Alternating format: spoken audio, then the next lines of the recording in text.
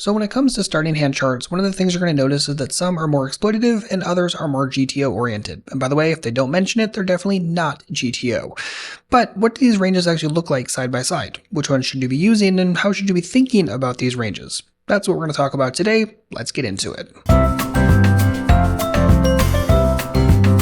Good morning, how are we doing today? My name is James Sweeney, aka Split Suit, and today we're going to look at some ranges together. All of these are from the GTO Ranges app from Red Chip Poker. Look for it on any Android or Apple device, but essentially this is an excellent app if you're looking for ranges and entire range presets. All of the open raising ranges are available for free, but you can also unlock the entire app and get everything from 3-betting and 4-betting ranges and calling ranges and everything you need in between for a good, solid pre-flop strategy. So let's get into it, run through a couple different pre-flop scenarios and compare these ranges side by side. Alright, so if we pull up the app and go over to the full ring section, on the left we're going to keep up the exploitative live ranges, and on the right we're going to keep up the live RGTO. The R stands for raw. This is the pure raw output from the GTO solver. No simplification methods added at all. This is exactly what the solver would say to the decimal place.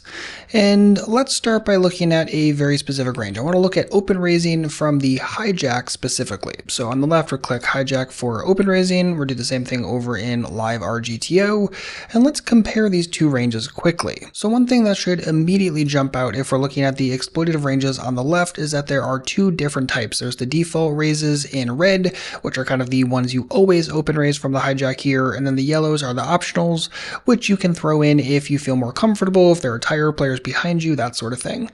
Over in the GTO section, everything is a default open or a fold. There is no optional. The GTO solver does not make that kind of suggestion. Another thing you're going to notice is that the exploitative ranges over on the left are all binary. They're all pure strategies, which means you either open it or you don't open it. There is no open it some percentage of the time and fold it another percentage of the time or anything like that. So over on the left, you notice everything is either a full square or not selected in the slightest, whereas over in the raw GTO stuff, we have ones that are fully selected like pocket kings, but then we have ones that are partially selected like queen jack offsuit or pocket sevens. And then you also have things that are completely deselected, like say pocket threes, which is kind of interesting since a lot of players will default open raise small pocket pairs and really any pocket pair from the Hijack. Now, whenever I'm trying to understand GTO output, one of the things I like to do is just compare the raw frequencies from something that is a more familiar or maybe more exploitative open raising range or just comparative range.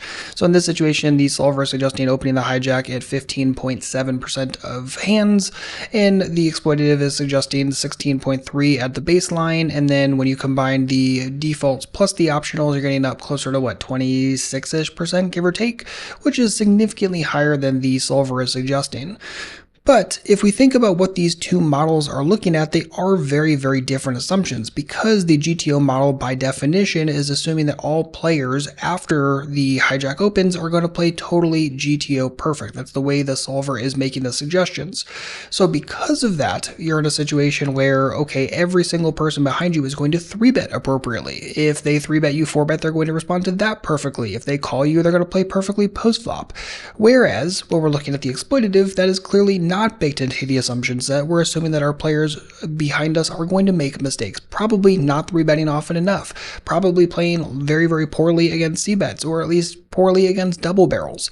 And because of that, it's not shocking to see the open raising suggestion for the exploitative be significantly higher, because when it comes to the exploitative suggestions, these yellow ones especially are based upon the fact of either one, players in your game are folding very often pre-flop against this open raise, and as such you can essentially just use the Hijack as a steal position, or that if they are calling, it's probably just going to be a single caller that you can end up beating them post-flop very, very easily. So you have to have some post-flop edge and or some idea of where your immediate pre-flop edge is coming from. If that's the case, then obviously add in the yellows, and if that's the case, then you are much, much higher frequency-wise compared to the GTO solution. But again, that's based upon exploitatively taking advantage of some issue within your opponents and your overall player pool. But overall, comparing these ranges side by side, you notice that they are fairly similar in the way that they are constructed.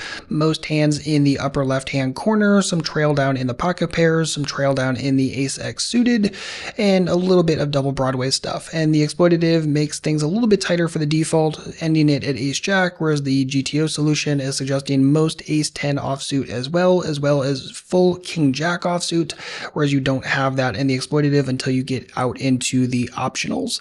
So again, if you're looking for something that's a little bit tighter, a little bit more straightforward, just using the default open raises, ignoring the optionals, totally fine.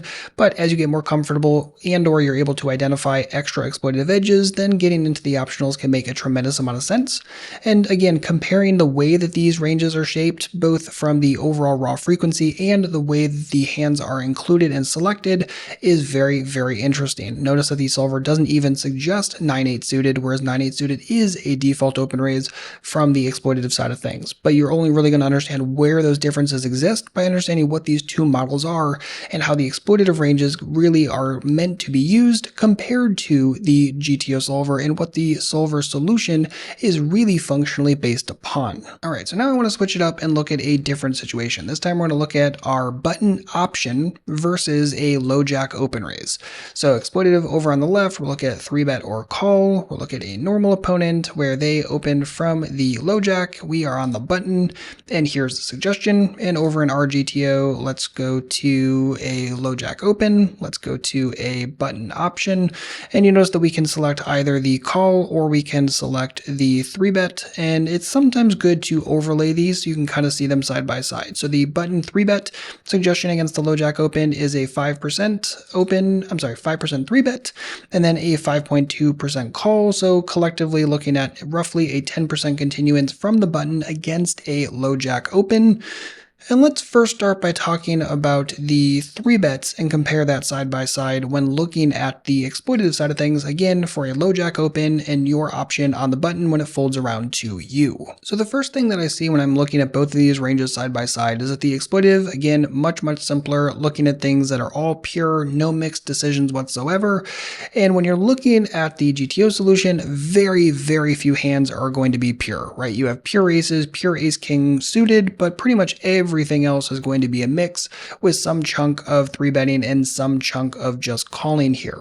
And for what it's worth, the GTO solution for the live game is a world's first because it allows for multiple callers, which means the button can call in this situation based upon what the solver was allowed to do. So it's not like we stripped calling as a preflop option at all in this scenario, which is actually very important to note, especially when you're comparing our solution to maybe other solutions that are available on the market today. Another thing you'll notice here is the overall shape.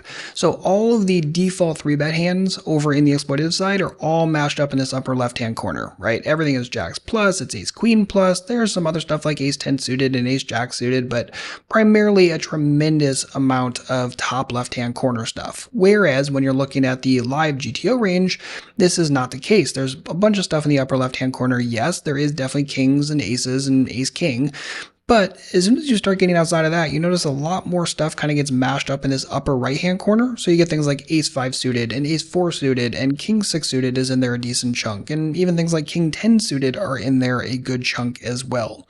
And that's really important to note. The way that a GTO solver is going to suggest 3-betting is going to typically look more like this, where you're going to have hands that aren't just everything mashed in the massive upper left-hand corner, whereas the exploitative one has to make some decisions. And think about what these two things are comparing. The RGTO is looking at someone from the low jack who is opening perfectly, going to respond perfectly against that 3-bet, as well as the players behind the button are also going to play perfectly, whether the button 3-bets or the button decides to call. Not true in this situation. When you're in the exploitative land, you're making the assumption that the low jack is not opening properly, so what is the best way to exploit them? Well, they're probably opening too wide, and as such you can just massively jam value by throwing all of your 3-bets largely into this upper left-hand corner and just printing when you have decent equity edges, plus of course position edge, hopefully some skill edge as well. All of these things are in your favor. So it's not shocking to see a wider suggestion, both from a frequency perspective and also a upper left-hand corner kind of force and bend instead of looking at something that has a little bit more of a, not quite polarized, but a little bit more that shape than pure depolarized in that upper left-hand corner. And since we're here, we might as well poke back and look at the suggestion for the button calling in this situation as well.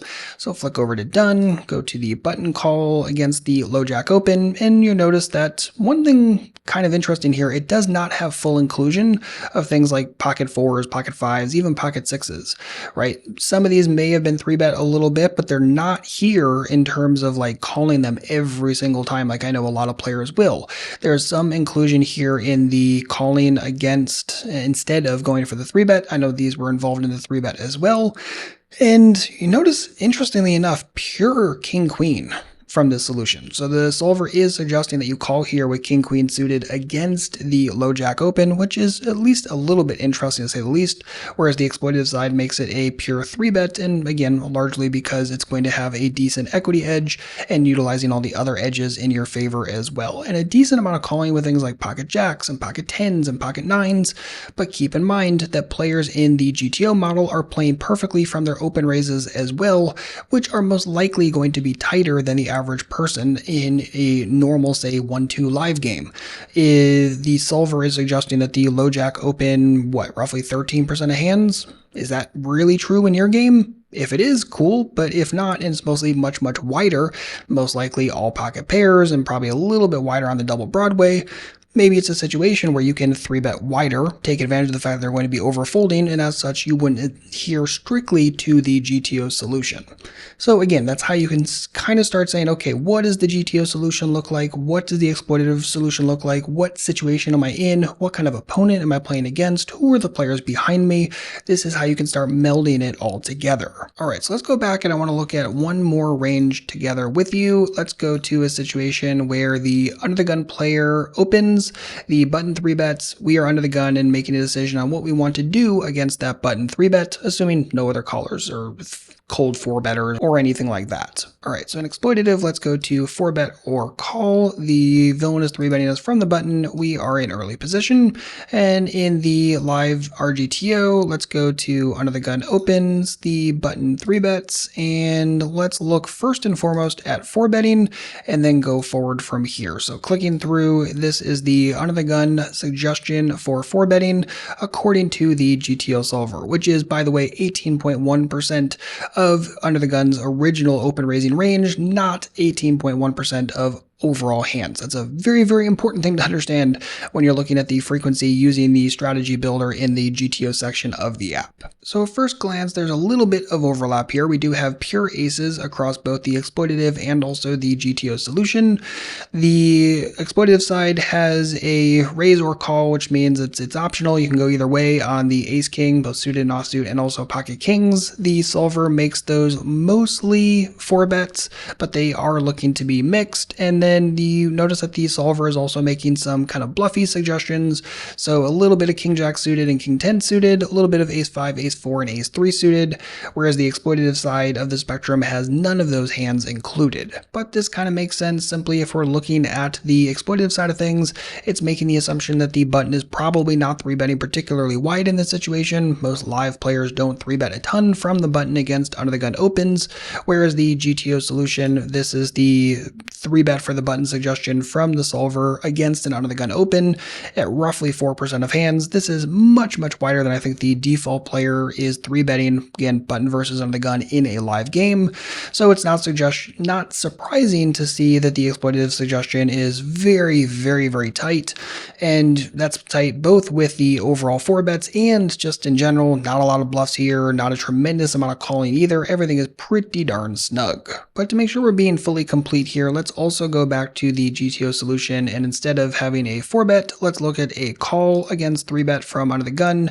You notice this is a lot of hands, and one thing that is very helpful to note is looking at this number. Again, this is the overall continuance from the under the gun's original range once the button decides to 3-bet them.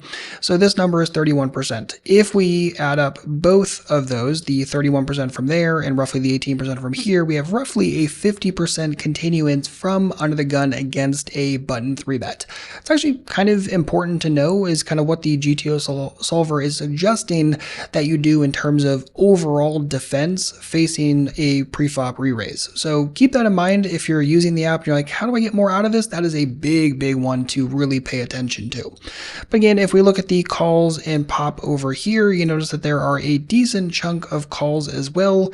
Not shocking, all of the hands that weren't included as 4-bets are largely going to be in here. So that's things like pocket queens and a lot of jacks and even some kings and ace king suited and offsuit as well.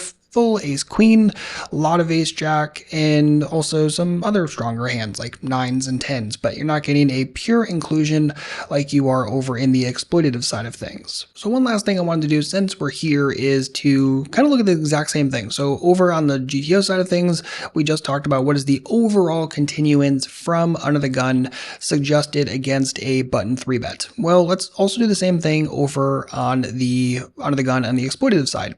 So we're add up these three numbers right here. So the always 4-bets, the always calls, and then the optionals as well. All of those are going to be part of the overall continuance plan. So 0.5 plus 1.7 plus 1.8 gets us to 4. And then what we want to do is look at the open raising range for under the gun and see what that looks like overall. So if we did 4 divided by just the default, 4 divided by 6.6, you notice that that's roughly a 61% continuance. If we look at 4 divided by the entire thing, roughly 10, that's not quite right, James. 4 divided by 10, perfect, is a 40% continuance overall. So you notice that the overall suggestion from both the exploitative side of things and the GTO side of things is still a decent chunk of continuance facing a 3-bet, even when out of position, even in a not super comfortable spot. I think that's very important to keep in mind, and honestly, a lot of players are going to massively overlook that. So on the topic of comparing the exploitative versus the GTO stuff, there are two major things that I think are worth pointing out. First and foremost is that there is no open limping in the GTO solve, and this is kind of for a couple different reasons. First and foremost is it's extremely expensive to solve for this kind of thing. Any single time you add an extra element into a preflop solve, it gets more and more expensive and more time consuming to run. This solve, as it is, took 3 months roughly, running 24/7 on a custom server with 2 terabytes of RAM, which is massive. So if you want to do any extra inclusion, and by the way, that included up to 2 callers preflop, which is a world's first. If you wanted to allow for a 3rd caller preflop, it's going to take even longer. If you want to allow for open limping, that's a totally different subset that you now need to add into the overall preflop construction. That could take roughly about a year. So is that particularly useful? That's debatable to say the least, but I will tell you this, it's included in the overall thought process in the exploitative side of things. That's why you see a limp behind range and an isolation range, whereas you don't see that at all in the GTO solve. And I think that's at least important to note so you understand where these two different models kind of come from. And another thing that I think is worth mentioning is that the open limping strategy is pretty antithetical to what we teach over Red Chip Poker. Again, it's not to say the solver couldn't find some chunk of hands being proper open limps, and if you're interested in that, we could try to solve for that. So give the video a thumbs up and leave a comment if you're interested in looking at a GTO solve that allows for open limping. We have done a modular solve for this, so we hard-coded in some isolation ranges and we look at some very specific situations, but it felt weird to include that in the app with 0 context and quite possibly 0 interest. So if you're interested in seeing a GTO solution that has open limping and limping behind and isolating as all part of the preflop solution, give the video a thumbs up, and again, please leave a comment. Let me know you're interested in that sort of thing. And one other key difference that we didn't touch on so far in this video is that the exploitative ranges do not include 5-bets, where the GTO solution does. And this is largely because the tightness of the exploitative models, right? You already noticed that the 4-betting ranges were extremely tight as is, and just in general in that game, when someone is 4-betting in a live game, it's typically extremely nutted, and as such, your 5-bet response is typically extremely nutted as well. So again, it's important to kind of understand where those two things differ, and when you're looking at the GTO model and looking at 5-bets, those are 5-bet commits, since the overall overall model was built with a 4 big blind open raise to mimic the live poker environment. This is why if you have like a 4 BB open, then a 12 BB overall 3 bets, by the time you're looking at 4 bet ranges in the high 20s, maybe low 30s, now all of a sudden you're looking at 5 bet commits. Really, there's no like 5 bet fold in that situation. Versus online, where you can have things like a much smaller open raise and as such a much smaller 3 bet and as such a 4 bet that's closer to the 20 to 25 ballpark. Now all of a sudden you can possibly have room for a 6 bet range. Not true in the solution that we solve for in this one. Again, looking at the GTO solution for the live cash games. So that is going to wrap it up. I know this was a lot of content kind of mashed into a single video, and these ranges may seem to be very, very different, but hopefully the overall spots comparing the ranges using exploitative versus the GTO solution kind of gives you some better context on using these and which one you should be focused on using. Again, the tighter you are, the more straightforward you want to play, the less skilled and kind of comfortable you are post-flop, stick to the exploitative, stick to the tighter defaults. Don't really throw in the optionals unless you absolutely have to or have a good reason to. But if you're looking to expand your game all the more, I would highly, highly suggest checking out the GTO ranges and trying them for a couple sessions. Just caveat, please, please, please do not use these in real time. These are a study tool. Do not get caught on an RTA charge or anything like that. Just simply use these as study tools and focus on memorizing them, because over time, honestly, they're going to get memorized in your brain and you'll be very, very close in real time.